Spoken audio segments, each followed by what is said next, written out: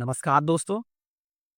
तो आज quantum academy एक नए प्रयास की ओर फिर बढ़ रहा है।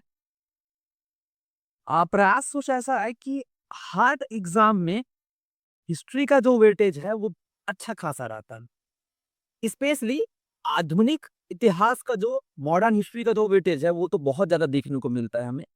चाहे आप सिविल सर्विस एग्जाम के पॉइंट ऑफ व्यू से देखिए, चाहे आप उसको सीजीपीएससी या अनदर कॉम्पिटिटिव एग्जाम के पॉइंट ऑफ व्यू से देखिए, या किसी भी कॉम्पिटिटिव एग्जाम से देखिए, हिस्ट्री का कहीं ना कहीं आपको क्वेश्चन टकरा आ। हम सबका प्रयास रहता है कि हम हिस्ट्री के क्वेश्चन को अच्छे से अच्छे अचीव करें, और मुझे लगता है कि ये एक माइथ बना दिया गया कि हिस्ट्री में डेटा याद करना पड़ता है, बहुत ज़्यादा फैक्चुअलिटी हो जाता है। कैसे इसको याद करें, याद नहीं हो पाता है, क्वेश्चन को प्रेडिक्ट कर पाना भी ये पॉसिबल नहीं हो पाता। मुझे लगता है इतना भी कठिन नहीं। ऐसा तो मैं नहीं कहूँगा कि वो अतिशयोक्ति हो जाएगा कि ये मैं कह दूँ कि बहुत आसान है। ये बहुत एक तरीके से आपके पॉइंट ऑफ व्यू से अतिशयोक्ति बात हुई। लेकिन ऐसा भी नहीं है कि इनको पढ़ा ना जा सके, ऐसा भी कहा नहीं जा सकता ना कि इनको पढ़ा नहीं जा सके। इसी एक प्रयास हमारी तरफ से किया जा रहा है कि हम इतिहास को क्रमबद्ध पॉइंट टू पॉइंट अच्छे से समझाते चले जाएं। अब आप यहाँ पे 3 चीज मुझे बोलोगे, सर अगर हम बात कब कर रहे हो कि मॉडर्न हिस्ट्री का वेटेज ज्यादा है, तो हमें सीधा मॉडर्न हिस्ट्री स्टार्ट करना चाहिए, एक आधुनिक धारा से प्रारंभ करना चाहिए था। उसका ज्यादा हमें परिणाम निकलता था, लेकिन यही यही हमें पढ़ने का जो तरीका हमें सुधार लगता है कि सुधारना पड़ेगा।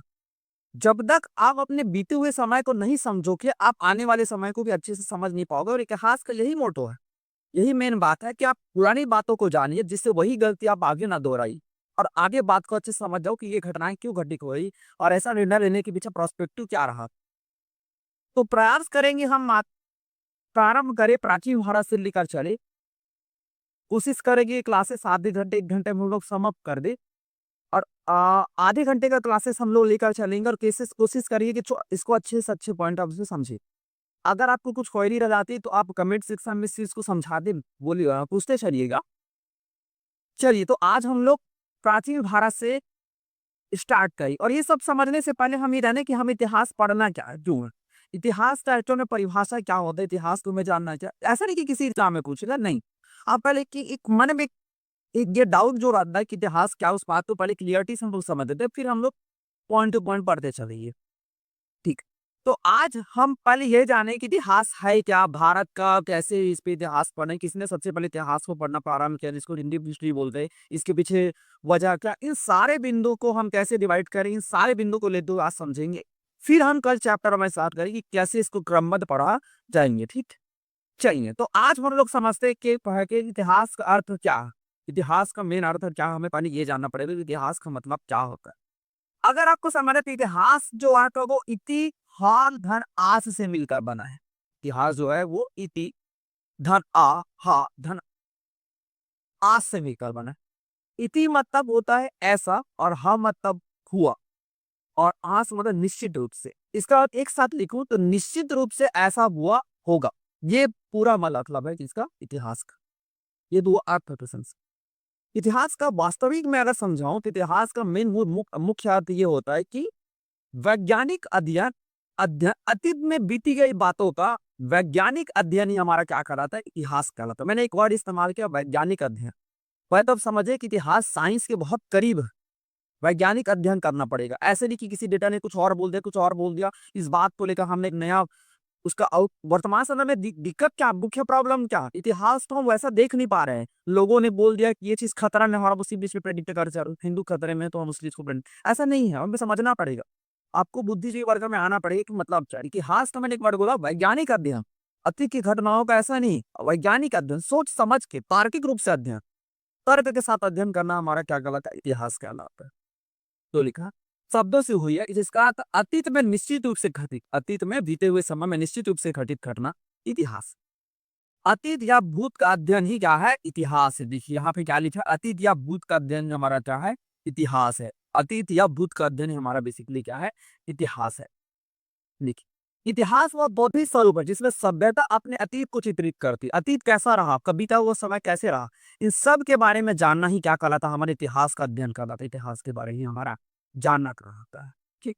सरल शब्दों में इतिहास का अध्ययन, सरल शब्दों में इतिहास अध्ययन का वह क्षेत्र है जहां हम भूत की घटनाओं से सीख कर वर्तमान और भविष्य को संवारने का क्या करते हैं, प्रयास करते हैं। इसलिए इतिहास पढ़ा जाता है। इतिहास इसलिए पढ़ा जाता है कि हम बीती गई बातों को जाने और वो गलतियां हम ना दोहराएं, जिस वजह से ये घटनाएं घटी हुई, इन सब का वर्तमान में भविष्य में इम्प्लीमेंटेशन करना, लागू करना हमारा क्या कहलाता है, इतिहास का बेसिकली अध्ययन का मूल अर्थ, महत्व, मूल मत क्या बोला रे कि सरल शब्द में बोलूं तो हमारा क्या बोला कि क्या था रे कि हम बीती घटनाओं को सीखकर वर्तमान और भविष्य को संवारने का जो प्रयास करते हैं, यही क्या कहलाता है, तरीके से इतिहास का एक मूल बिंदु कहलाता है, लेखा जोखा हमारा रहा। देखो, इतिहास के लिए एक वर्ड हम लोग अंग्रेजी में एक वर्ड इस्तेमाल करते हैं, हिस्ट्री वर्ड। इतिहास के लिए अंग्रेजी वर्ड इस्तेमाल करते हैं हम लोग, हिस्ट्री। हिस्ट्री एक्चुअल में वर्ड का इस्तेमाल एक अ, यात्री बोल सकते हो, जिसको हेरोडोटस नाम था, क्या नाम था उसका, हेरोडोटस ने किया था। इतिहास शब्द, हिस्ट्री शब्द इस्तेमाल सबसे पहले किसने, एक अंग्रेजी इतिहास, अंग्रेजी में हिस्ट्री बोलते हैं, इसको हेरोडोटस ही था। इसीलिए हेरोडोटस को हम लोग इतिहास का जनक मानते चलते। तो यहाँ से एक हमारा क्वेश्चन बन सकता है कि इतिहास का जनक किसको माना जाता है, तो याद रखिएगा हेरोडोटस को हम लोग क्या बोलते हैं, इतिहास का जनक मानते हैं। ये एक बहुत इंपॉर्टेंट पॉइंट आपका हो सकता है, उम्मीद होगा आप समझे। हेरोडोटस को क्या करते हैं, हम इतिहास का जनक मान के चलते हैं। हिस्ट्री वर्ड का सर्वप्रथम इस्तेमाल भी किसने किया गया था, हेरोडोटस ने। अब इसको समाप्त कर लीजिए, इतिहास है क्या, तो इति धन हार धन आस, मतलब निश्चित रूप से घटित घटनाओं का अध्ययन ही इतिहास है। वैज्ञानिक अध्ययन करना पड़ेगा, तार्किक अध्ययन करना पड़ेगा, उसको हम लोग क्या बोलते हैं, बेसिकली इतिहास कहते हैं। उम्मीद होगा इतने बिंदु समझ गए होंगे। चलिए आगे चलते हैं ऐसे। ठीक है, इतिहास की कुछ परिभाषाएं तैयार की गई है। इस परिभाषाओं को अकॉर्डिंग आप चीजें समझ देखिए।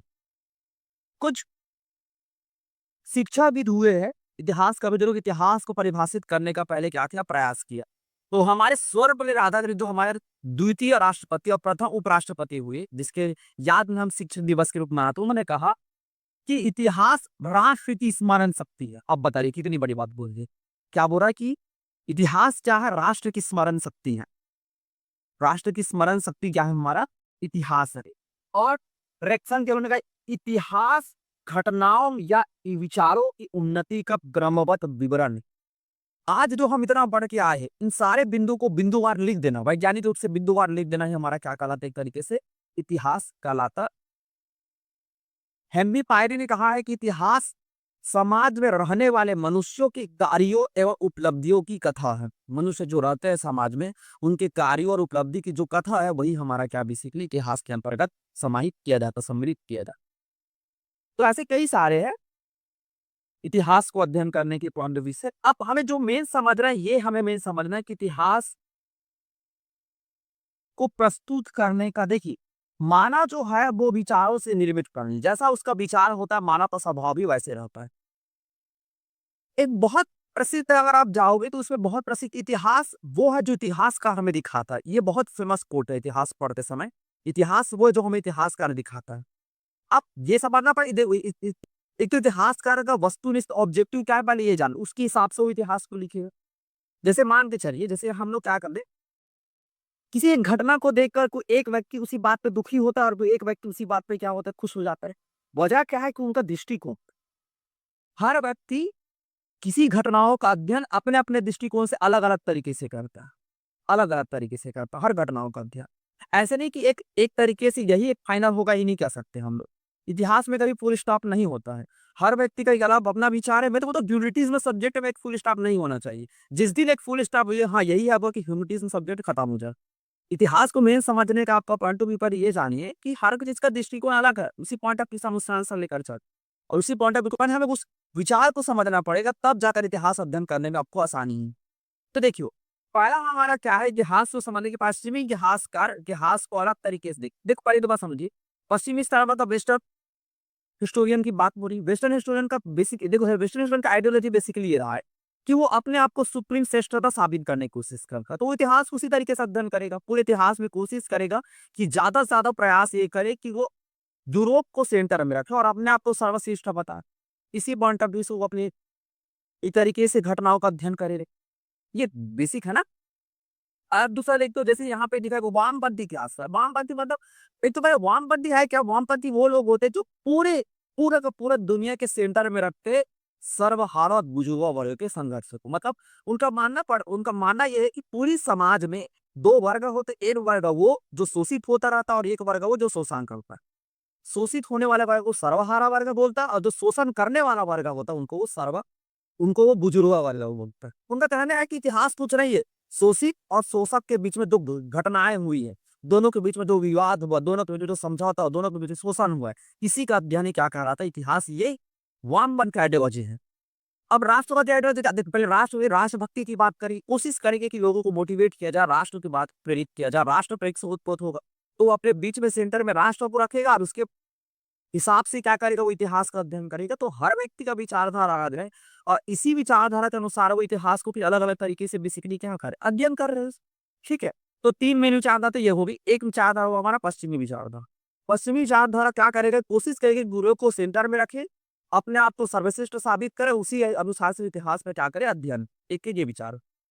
दूसरी विचारधारा जो हो रही है वो हमारे क्या है, बेसिक है आपका क्या, वामपंथी। वामपंथी विचारधारा का मतलब है कि इतिहास कुछ नहीं है, बेसिकली क्या आपका सर्वहारा जो शोषित हो रहा था, बुजुर्ग जो शोषण कर रहे, उन दोनों के बीच जो विवाद हो रहा है, जो समझौता हो रहा है, जो शोषण हो रहा है, उनका अध्ययन इतिहास है। इस पॉइंट ऑफ व्यू से इतिहास को समझा है। तीसरा हमने राष्ट्रवादी वर्ग देखा, वो कोशिश है राष्ट्र को सेंटर रहेगा, लोगों को मोटिवेट करेगा, प्रेरित करेगा, उस पॉइंट ऑफ व्यू से इतिहास को। ये देखो एक उदाहरण लेगा, जैसे 1857 की क्रांति। 1857 की क्रांति को अगर आप देखते हो और पढ़ो तो उसमें वेस्टर्न क्या बोलते हैं, सभ्य और सभ्य के बीच संघर्ष बोलते हैं। क्यों, वो खुद को सभ्य मार रहा है और जो 1857 में जो इंडियन लोग पार्टी सभ्य मारा, संघर्ष मानते चल रहा है। क्यों, क्योंकि वो कोशिश कर रहा है कि अपने आप को सेंटर पर रखे, अपने आप को सर्वश्रेष्ठ साबित करे। यूरोप इसलिए आप को सभ्य मार और जो यूरो इंडियन थे, जो हम लोग थे, उनको असभ्य मार रहे हैं। तो इस पार्ट ऑफ को डिसाइड करता है। वामपंथी इसको क्या बोलता है, वामपंथी आइडियोलॉजी इसको बोलता है कि तरीके से ये बोलता है कि जो मूल लोग है, जो थे, जो शोषित हो रहे थे, वो शोषक जो था ब्रिटिश के खिलाफ, उसके खिलाफ विरोध कर दिया बोलते हैं। लेकिन राष्ट्रवादी इसको क्या बोलते, प्रथम स्वतंत्र संग्राम बोलकर चलते। 1857 क्या बोलते राष्ट्रवादी, प्रथम स्वतंत्र संग्राम बोलते। तो तीनों का विचार अलग अलग थे, इसलिए तीनों के इतिहास को अलग अलग तरीके से देख, ये आपको देखा समझना पड़ेगा। यहाँ पे देखिए इसको एक्सप्लेन किया गया है। यहाँ पे देखिए इसको क्या बोल देती, यहाँ पे क्या है हमारा 1857। उदाहरण के लिए 1857 की क्रांति पश्चिमी इतिहास और सभ्य सभ्य का संघर्ष है। वामपंथी इतिहासकारों के लिए क्या है, बुजुर्ग वर्ग का षड्यंत्र था। बुजुर्ग वर्ग चाहते थे कि हमारी सत्ता दोबारा स्थापित हो जाए। ऐसा मैं नहीं बोल रहा, सब वामपंथी विचारधारा के लोग बोल रहे हैं। और जो राष्ट्रवादी इतिहास है वो क्या मानते चले, इसको बोले कि प्रथम स्वतंत्र संग्राम है। तो आपको पहले आइडियोलॉजी समझ लो, उम्मीद हो तो बात समझो। चल अब आगे बढ़ते, ये तो हुआ इतिहास में काल निर्धारण को आपको समझना बहुत जरूरी हो रहा। कैसे काल का निर्धारण लेकर चलिए देखिए, कहीं ना कहीं मुझे लगता है कि इतिहास, हमारा जो इतिहास अध्ययन है, वो वेस्टर्न आइडियोलॉजी से थोड़ा बहुत इम्पैक्टेड तो रहा ही रहा है। हम क्या लेकर चलते हैं, बेसिकली पूरे इतिहास को दो भागों में बांटते हैं। एक आधार वर्ष मानकर चलते हैं, ईसा मसीह के गॉड ईसा मसीह के जन्म को आधार वर्ष मान के चलते हैं।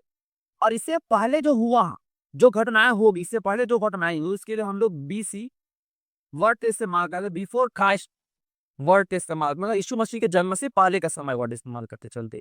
जैसे मैं बोलता हूँ, मान लो बोलता हूँ कि ये मेरा 26 बोला, मैंने कह दिया कि 26 बीसी मैंने बोला। इसका मतलब हुआ कि यीशु मसीह जब तक के होने से भी 26 वर्ष पहले की बात हो रही है, इसलिए बीसी वर्ड इस्तेमाल करते हैं। बाद में अगर यीशु मसीह के जन्म हो को बाद अगर वो घटनाएं घटी होती, इसलिए एडी वर्ष, एडी वर्ड का इस्तेमाल कर, जिसको एनो डोमिनो, मतलब यीशु मसीह के जन्म के बाद का समय हम लोग ये लेकर चलते, मेरे नॉर्मल डिवीजन है। हाँ, लेकिन आजकल प्रयास ये किया जाता है कि हाँ वेस्टर्न आइडियोलॉजी कम इम्फेक्टेड हो, और इस टर्म इम्फेक्टेड के लिए हम लोग बेसिकली कहते हैं कि आज बीसी, इसको बोलते हैं इसको बोलते हैं हम लोग अब बीसी ऐसा वर्ड इस्तेमाल ना करके, इसी जो टर्म का हम लोग इस्तेमाल करते हैं वो हमारा टर्म हो जाता है। आज हमारे जो टर्म इस्तेमाल करें वो हमारा टर्म हो जाता है आपका दिश। आज इसके लिए हम लोग बीसीई इस्तेमाल कर रहे हैं। इसके लिए इसका अर्थ हो बिफोर कॉमन एरा। आज बीसी वर्ड नहीं इस्तेमाल करें हम लोग, क्या before common era, BCE word का इस्तेमाल करते हैं। मॉडर्न अगर ऑथराइज बहुत अच्छी स्टैंडर्ड बुक देखे तो उसमें बीसीई लिखा रहता है, बिफोर कॉमन फिर। और यीशु मसीह के जन्म के बाद के लिए क्या बोलते हैं, सी वर्ड का इस्तेमाल करते हैं, जिसको बोलते हैं हम लोग कॉमन एरा। तो ऐसे टर्म का इस्तेमाल उम्मीद होगा याद है, काम नहीं करना बहुत इंपॉर्टेंट पॉइंट है। अगर मैं बीसीई बोल रहा हूँ तो समझ जाना यीशु मसीह जन्म के इतने समय पहले बाद की घटनाएं चल रही, मतलब जन्म से भी पहले की घटनाएं हो रही। और अगर मैं सीई बोलूँ कॉमन, हाँ तो वही लेकर चले कि कॉमन एरा बोल रहा हूँ, मतलब यीशु मसीह जन्म के बाद की घटनाएं का अध्ययन हम लोग कर रहे हैं। ठीक है, तो ये वो काल निर्धारण पर देख लेते हैं है क्या। ड्यूकान नहीं रहा, ये वही बात जो मैं समझा रहा था बीसी एडी एनो डोमिनी बोल के। इतिहास देखिए, किसी भी सब्जेक्ट का अध्ययन इस बात से किया जाता है कि हमारे पास फैक्चुअल एविडेंस है क्या। मैं बोर में इतिहास मैंने बोला थोड़ी देर पहले ही बोला था कि इतिहास एक वैज्ञानिक अध्ययन, तो वैज्ञानिक अध्ययन बिना डेटा तो हो नहीं सकता। हमारे पास डेटा होना बहुत जरूरी है, जिसके पॉइंट ऑफ व्यू से हम क्या करें, इतिहास का अध्ययन करें। तो विथआउट डेटा आप किसी भी प्रकार के बात को क्लेम नहीं कर सकते कि हाँ ये घटनाएं घटित हुई, हाँ यही बात हुआ हो, इस बारे में कुछ भी गुंजाइश हमारा नहीं कहते सर। तो हमें ये पढ़े पढ़ लेते हैं कि हमारे पास क्या क्या एविडेंस हो सकता है, जिस आधार पर हम क्या करते हैं, इतिहास का अध्ययन करते हैं, क्या क्या एविडेंस हो सकता है। ठीक है, तो हमारे पास क्या क्या इतिहास को जानने के क्या क्या स्रोत है, इसको एक मिनट के लिए आप देख लीजिए, मूल तौर पे देखिए। एक तो आपका आर्कियोलॉजी का स्रोत, क्या हमारे पास निकल के, हमारे पास निकल के आर्कियोलॉजिकल एविडेंस निकल के, आर्कियोलॉजिकल इतिहास हमारे पास। आर्कियोलॉजिकल करने मतलब पुरातात्विक बोलते हैं हिंदी में, वो चीज जो उस समय लोग जो थे उन्होंने उपयोग किया था। जैसे होगा मृदभांड उन्होंने उपयोग किया होगा, सिक्का मान लो उन्होंने उपयोग किया होगा, अपने जर्नल सामान के लिए हो सकता है बर्तन कुछ जिसको मृदभांड बोल रहा हूँ उपयोग किया होगा। तो ये सब आपके आर्कियोलॉजिकल सोर्सेस में आता है, देख लीजिए क्या हो सकता है। इसके अंदर पूरा तात्विक स्थल वो स्थल जहाँ को लोग रहा, इमारतें जो घर उन्होंने बनाए हुए था आपका। अभिलेख, अभिलेख क्या मतलब था कि वो अभिलेख एक तरीके से ऐसे दस्तावेज होता है जिसपे कुछ बातें लिखी रहती है, इसको अभिलेख बोलते हैं। मृदभांड हो गया, मृदभांड मतलब मिट्टी का बर्तन होगा जिन्होंने उपयोग किया होगा, आपका मुद्राएं उपयोग किए होंगे। ये सारे वस्तुएं सिक्के हो गए, दैनिक मूर्ति, ये सब इसके अंतर्गत आते हैं आपकी आर्कियोलॉजिकल सोर्सेस, पुरातात्विक स्रोत के अंतर्गत आप क्या हो गए, तो ये सब पुरातात्विक स्रोत। साहित्यिक स्रोत हमारे पास है, साहित्यिक स्रोत इसको बोलते हैं, साहित्यिक स्रोत वो स्रोत जो लिखा गया है। ठीक है, अब ये दो प्रकार का शब्द साहित्यिक स्रोत भी, एक वो जो पठनीय जिसको पढ़ा जा चुका है, और एक वो जो अपठनीय जिसको भी पढ़ा फिलहाल नहीं जा चुका। तो इस स्लाइड पे देखिए आपका एक उदाहरण लेकर समझते, देखो दो प्रकार के बाद साहित्यिक स्रोत को मैंने दो प्रकार माना, एक स्रोत वो जो पठनीय आप, एक स्रोत वो जो क्या करे पढ़ रहे आपका पठनीय स्रोत हो गया आपका, और दूसरा स्रोत वो जो आपका अपठनीय है, जिसको अभी तक फिलहाल आपका पढ़ा नहीं गया। तो दो पॉइंट ऑफ व्यू से हमने क्या कर दिया, इसको फर्दर डिवाइड कर दी, एक तो हमारा पठनीय स्रोत और एक हमारा क्या अपठनीय स्रोत। पठनीय मतलब जिस पढ़ चुके हैं बिल्कुल। चल, अपठनीय स्रोत के अंदर क्या आता है, देखो पठनीय स्रोत उपयोग पढ़ता हमने दो पार्ट पे डिवाइड कर दे, एक विदेशी राइटर का और एक हमारा क्या होगा भारतीय जिन्होंने लिखा होगा। अपठनीय स्रोत के अंदर ज्यादा तो सिंधु घाटी सभ्यता की लिपि, मतलब ये दस्तावेज हमारे पास है, बट अभी तक हम उसकी लिपि को समझ नहीं पाए, हम उसकी लिपि को पढ़ नहीं पाए। उसकी लिपि को बुश्कोफेदम बोलते, वो चित्रात्मक लिपि, तरह कोई भी बात को आज हम लोग लिखते हैं, आज हमारा लिपि चित्रात्मक नहीं, आज हम लोग एक तरीके से उसका आ लिखना होता है तो आप क्या लिखते हो, जैसे आपको लिखना है तो आप ऐसे ही आप बनाते हो, वो चित्र थोड़ी बनाते हैं इसके। लेकिन उस समय किसी शब्द को चित्र के माध्यम से पढ़े, उसको चित्रात्मक लिपि वो। देखिए उस लिपि को आज तक पढ़े जाने जा चुका, उसका नाम देते हैं ब्रुस्टोफेदम। आगे बढ़ेंगे तब सिंधु घाटी सभ्यता हम लोग देखेंगे, तो अभी तो बिलाल नहीं आता, सिंधु घाटी सभ्यता की लिपि होगी। यहाँ पे देखिए यूनानी हो गया, चीनी राइटर हो गया, यात्रियों का यूनान अरबी राय यात्रियों का हमारे पास सूरज जिसके आधार पर हम अध्ययन करते। ठीक है, और भारतीय सूर्य तुम्हारा एक अलौकिक हो गया और एक तुम्हारा लौकिक हो। अलौकिक करने का मतलब धर्म से संबंधित एक तरीके से स्पिरिचुअल बात हो गई, जैसे वेद हो गया आपका, जैन धर्म पे बहुत सारी पुस्तकें, बौद्ध धर्म पे हमारी बहुत सारी पुस्तकें। लौकिक करने का मतलब तुम्हारा हो जाता, तो इसी दुनिया की बात कर दे, कुछ राइटर ने इसी समाज को देखकर कुछ बुक लिखा होगा, इसको हम लोग लौकिक हो जाए, बाकी लिखोगी रचनाएं हो जाती देखेंगे। अब आते हैं सबसे पहले हम भारतीय काल का विभाजन कैसे करें, कि इतिहास को एक साथ तो अध्ययन कर पाना संभव नहीं, तो हम उनको कालों में क्या कर देते, विभाजन कर देते। तो हम इतिहास को तीन काल में पहले विभाजन करते, कितने कालों में हम लोग विभाजन कर सकते, तीन कालों में हम इतिहास को पूरा बांट याद करते चलेगा, कितने कालों में हम लोग बांट रहे थे, पूरे इतिहास को हमने तीन कालों में बांट देते। एक हो जाता है आपका, एक हमारा हो जाता है जिसको बोलते हैं प्रागैतिहासिक या पाषाण काल, पाषाण प्रागैतिहासिक पाषाण पत्थरों का काल। ठीक है, जो कब से स्टार्ट हो रहा है, तो याद हो 25 लाख ईसा पूर्व से 3000 ईसा पूर्व। भारत के पर्सपेक्टिव पढ़ रहा हूँ, याद रखिए ना, भारत के पर्सपेक्टिव हम लोग अध्ययन कर रहे हैं। ठीक है, 25 लाख से 3000 ईसा पूर्व की जो घटनाएं हो रही है उसका पूरा अच्छा प्रागैतिहासिक का मतलब कहने का मतलब क्या, इसका अभिलेख है, सॉरी सॉरी सॉरी, इसका पुरातात्विक दस्तावेज है, बट हमारे पास कोई लिपि नहीं। पुरातात्विक दस्तावेज है, उस इतिहास की घटनाओं को जानने के लिए हमारे पास पुरातात्विक दस्तावेज तो है, बट हमारे पास तो उसकी लिपि, उस समय लोग लिखना पढ़ना नहीं सीखे थे। यहाँ पे देखिए केवल पुरातात्विक स्रोत पर है, लिखित साक्ष्य आपका उपलब्ध नहीं है, कोई ही लिखित साक्ष्य उपलब्ध नहीं है। बस सीधे समझ जाना कि किस काल की घटना चल रही है, प्रागैतिहासिक काल की बात चल रही है और इसको हम लोग क्या बोल रहे हैं एक तरीके से पाषाण काल के बारे में हम लोग अध्ययन समझ रहे हैं कि इसके बारे में अध्ययन समझ रहे हैं, पाषाण काल के बारे में समझ रहे हैं। 25 लाख से 3000 के बीच की ईसा पूर्व की बात, ईसा पूर्व लिखा मतलब यीशु मसीह के जन्म से पहले की घटनाएं चल रही है, ठीक है। दूसरा हमारा आता है जिसको बोलते हैं हम लोग आग ऐतिहासिक, क्या बोलते हैं हम लोग आग ऐतिहासिक बोलते हैं, जो 3000 से 600 ईसा पूर्व के बीच भारत की पर्सपेक्टिव में 3000 से 600 ईसा पूर्व के बीच की बात हो रही है। अभी भी ईसा पूर्व यीशु मसीह के जन्म से पहले का समय चल रहा है। इस समय के मेन क्या आग ऐतिहासिक मतलब हमारे पास पुरातात्विक साक्ष्य भी है, लिपि भी है, पुस्तकें भी है, बट उसको पढ़ा नहीं जा सकता, उस लिपि को आज तक पढ़ा नहीं जा चुका है, नहीं जा सका है। जैसे हम लोग बोल रहे थे अभी थोड़ी देर पहले क्या हमने सिंधु घाटी सभ्यता पढ़े को आगे ऐतिहासिक में, क्यों? क्योंकि उसकी लिपि को है हमारे पास बुस्ट ऑफ बट उस लिपि को आज तक समझा या पढ़ा नहीं जा चुका, तो हम उससे शामिल कर दिए। और तीसरा हमारा जो आता है जिसको बोलते हैं हम लोग ऐतिहासिक काल, क्या बोलते हैं हम लोग ऐतिहासिक काल, जो 600 ईसा पूर्व से आज के बीच। और हमें मूल अध्ययन जो करना है वो ऐतिहासिक काल के बारे में मैंने अध्ययन करना है, 600 ईसा पूर्व से अभी का जो समाचार है वो ऐतिहासिक काल में आता है। इसकी विशेषता ये है, इसका प्रतापिक साक्ष्य भी है, इसका लिखा हुआ लिपि भी है और दोनों को पढ़ा भी जा चुका है। तो प्रागैतिहासिक में पुरातात्विक साक्ष्य लिपि नहीं है, पढ़ा नहीं जा सकता, लिपि है ही तो पढ़ेगी क्या। आग ऐतिहासिक में पुरातात्विक साक्ष्य भी है, लिपि भी है, बट उस लिपि को पढ़ा नहीं जा चुका। ऐतिहासिक में पुरातात्विक साक्ष्य भी है, लिपि और लिपि को पढ़ा भी जा सका हर काला कैरना 25 लाख से 3000 ईसा पूर्व, 3000 ईसा पूर्व से 600 ईसा पूर्व और 600 किलो ईसा पूर्व से आज तक का जो काल होगा उसको हम लोग किस पे रखते, ऐतिहासिक काल पे रखते। तो ये एक मोटे तौर पे विभाजन हुआ। उम्मीद होगा आप कुछ-कुछ बिंदु को समझ रहे होंगे। यहाँ पे देखिए पुरातात्विक शायद 37 भी है और लेकिन किंतु लिपि आपका क्या अपठनीय, यदि इसको पढ़ा नहीं जा सकता। फिर आते हैं हम लोग 37 को पठनीय भी है, प्रभाव भी क्या, और इस लिपि को पढ़ा भी जा चुका है। ठीक है, चलिए आगे चले। तो यही तो हुआ एक आपका। अब मैंने थोड़ी देर पहले ही बोला था मेन जो देखना है ऐतिहासिक काल के बारे ही हम लोग अध्ययन करें, तो इतिहास में थोड़ा सा एक आउटपुट देखते हैं फिर आगे जाते हैं। ऐतिहासिक काल का विभाजन 600 ईसा पूर्व से देखिए फिर बोला आप विचार समझोगे तो आपको विभाजन समझ आ जाएगा। देखिए हम लोग क्या बात करूंगा तो आग ऐतिहासिक काल जो 600 ईसा पूर्व से लेकर अभी तक चल रहा है उसको जेम्स मिल ने 3 भागों का। अब जेम्स मिल वही बात होगी कि ब्रिटिश राइटर थे, उन्होंने संप्रदाय हमारे पास हम पे संप्रदाय आरोपित करेगा कि हम लोग सांप्रदायिक आदमी थे। चलिए देखते हैं, ऐसा तो है नहीं, उनकी कहानी से हो जाएगी। वो काव्य बोलता है कि हिंदी साहित्य तो ऐतिहासिक काल तो 3 भाग में बने थे, कैसे 3 भाग में?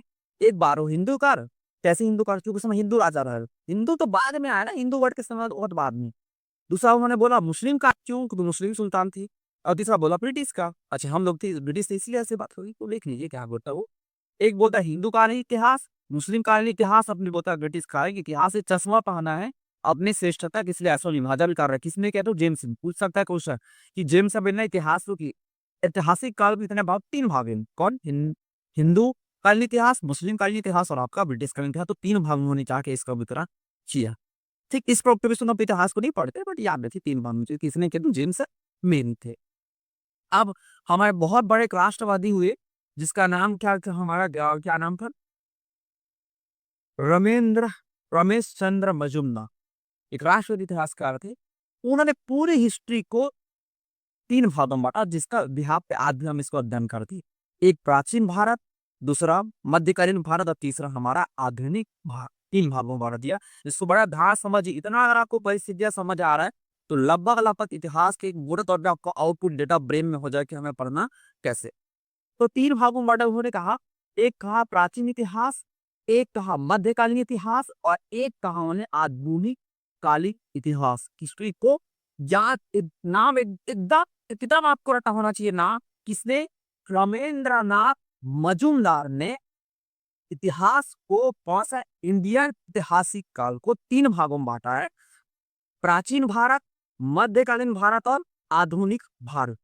प्राचीन भारत में हम पढ़ते क्या थे? तो प्राचीन भारत में हम लोग पढ़ते प्राचीन धार्मिक आंदोलन के बारे पर। प्राचीन धार्मिक आंदोलन करने जो वैदिक हो गया, जैन धर्म का एक बहुत बड़ा आंदोलन था, बौद्ध धर्म, बहुत क्वेश्चन बनते जैन धर्म बौद्ध धर्म पे, देखेंगे हम लोग धीरे धीरे जैन धर्म पे कैसे क्वेश्चन बनते, प्रीवियस क्वेश्चन लेकर भी आपके सामने हम जैन धर्म बौद्ध धर्म है क्या, प्राचीन भारत अब कब कैसे चलते, ये सारे बौद्ध धर्म आंदोलन बने करें।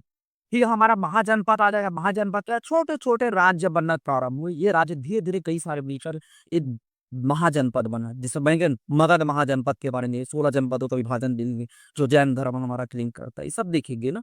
महाजनपद के बारे में देखेंगे।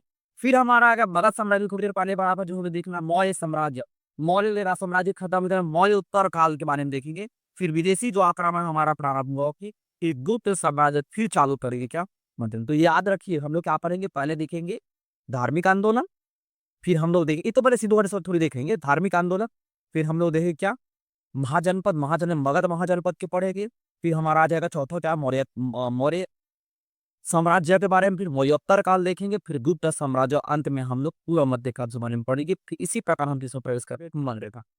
मध्यकाल में पहले हम लोग देखेंगे अरबों का आक्रमण, ये हमें देखेंगे अरबों का आक्रमण हुआ, फिर दिल्ली सल्तनत की स्थापना हुई, किसने की दिल्ली सल्तनत कब की है, कैसे परिस्थिति बना थी, इस सब चीज को पॉइंट टू पॉइंट हम लोग अध्ययन करेंगे।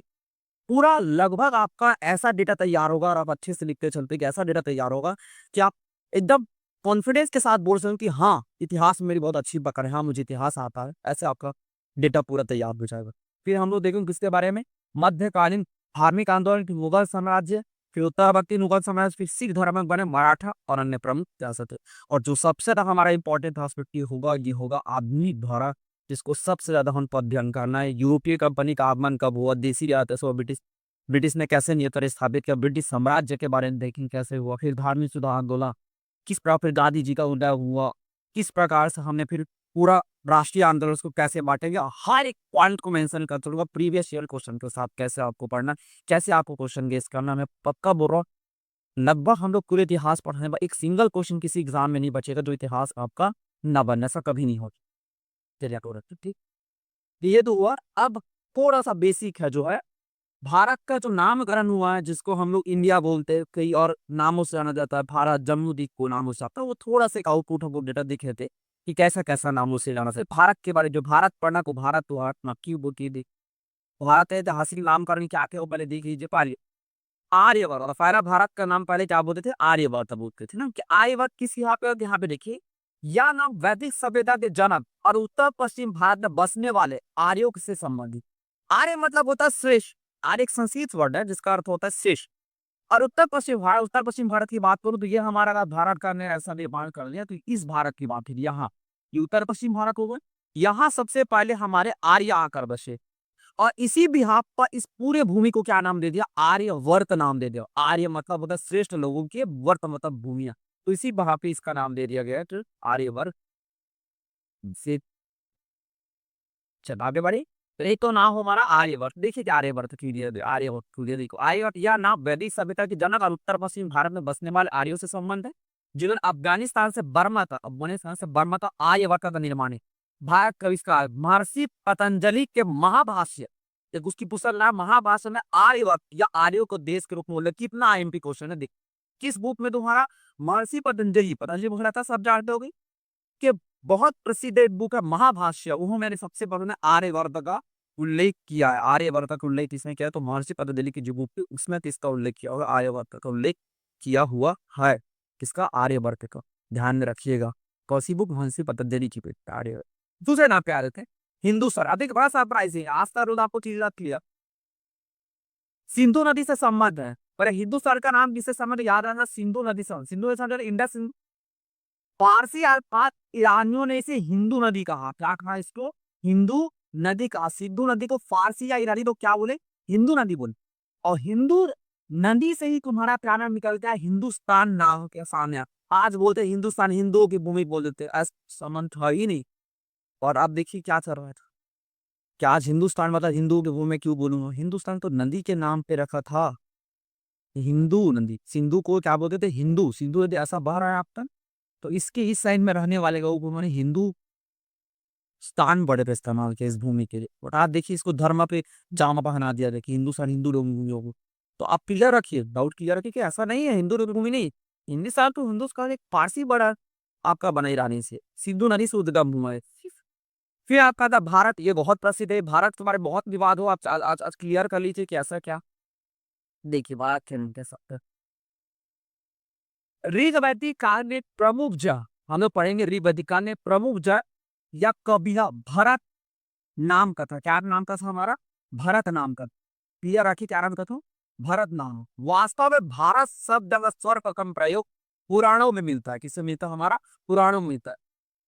वायु पुराण में दुष्यंत शकुंतला के पुत्र भरत का उल्लेख होता है। कौन से पुराण में? पहले तो कहाँ मिलता? भारत। भारत नाम तो यार पुराणों में मिलता। तो इस तरह वायु पुराण में दुष्यंत और शकुंतला के पुत्र भरत का उल्लेख मिलता है। इसी भरत शब्द से, इसी भरत शब्द से भारत के मूल निवासी भारतवंशी कहलाए और देश का नाम क्या बना? भारत नाम सामने आया। तो भारत नाम को उल्लेख पुराणों में मिलता। और कौन सा पुराण? वायु पुराण में दुष्यंत और शकुंतला के पुत्र भरत, उसी से हमारा क्या बना? भारत वंशी कला। और देश का नाम क्या बना आपका? भारत पड़ गया। तो क्लियर हो गया आई थिंक मेरे हिसाब से। कि नाम एरिया ये तो पता। यूनानियों ने सिंधु नदी को इंडस तक, यूनानी जो उन्होंने क्या कहा? सिंधु नदी को क्या नाम दे? देखिए दो दो बार कर गया इंडस नाम दे, क्योंकि इस नदी घाटी में कपास, कपास को बेसिकली क्या बोलते हैं?